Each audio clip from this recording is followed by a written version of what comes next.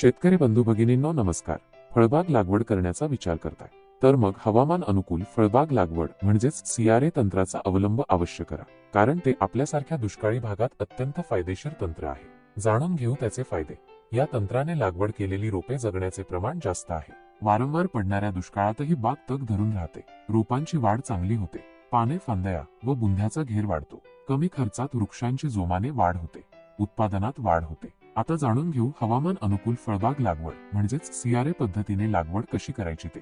लागवडीची जागा निवडून त्या ठिकाणी 2 फूट खोली, लांबी, रुंदी असलेला खड्डा खोदावा. 3 ते 4 इंच व्यासाचे 3 फूट लांबीची PVC पाईप 4 खड्याच्या चारही कोपऱ्यात सरळ उभे राहतील असे रोवून घ्यावेत. माती, शेणखत, रासायनिक खतांच्या मिश्रणाने खड्डा 1.5 फुटांपर्यंत भरून घ्यावा. 1.5 फूट खड्डा भरल्यानंतर कलमा रोपांची लागवड करून उर्वरित अर्धा फुटाचा खड्डा भरून घ्यावा. चारही पाईप मध्ये सुरुवातीस अर्धा फूट गांडूळ खत, शेणखत व त्यानंतर 1.5 फूट चाळलेल्या बारीक वाळूने किंवा जाडी भरडी वाळूने भरून घ्यावा. यानंतर हळूवार PVC पाईप उचलून घ्यावेत. रोपा कलमांना सिंचन द्यावे. पाईप उचलल्यानंतर 2 फूट खोलीचे सलग वाळूचे कॉलम तयार होतील.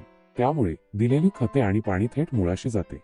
मुळांद्वारे ती व्यवस्थित शोषली जातात व झाडांची वाढ चांगली होते. सुरुवातीच्या 3 ते 4 वर्षात झाडाची वाढ चांगली होते, त्यामुळे ते दुष्काळाला बळी पडत नाहीत.